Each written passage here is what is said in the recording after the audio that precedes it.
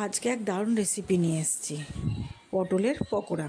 পটলটাকে খোসা ছাড়িয়ে, সম্পূর্ণভাবে খোসা ছাড়াতে হবে। ছাড়িয়ে নিয়ে মাঝ বরাবর কেটে নিতে হবে, ধুয়ে ভেতরের বিচিগুলোকে বের করে ফেলে দিতে হবে।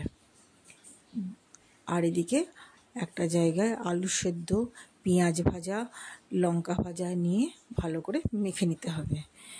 এরপর ওই আলু সেদ্ধ মাখাটা পটলের ভেতরে দিয়ে পুরের মতন রেখে দিতে হবে। এরপর একটা বাটিতে বেসন 3 চামচ, চালের গুঁড়ো 2 চামচ, নুন, হলুদ, একটু লঙ্কা গুঁড়ো নিয়ে ভালো করে মেখে নিতে হবে। বেসনের ব্যাটারটা রেডি হয়ে গেল।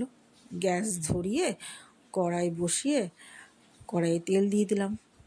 এরপর পটলের পুর ভরা পটলগুলোকে বেসনে ভালো করে মাখিয়ে কড়াইয়ে ছেড়ে দিলাম।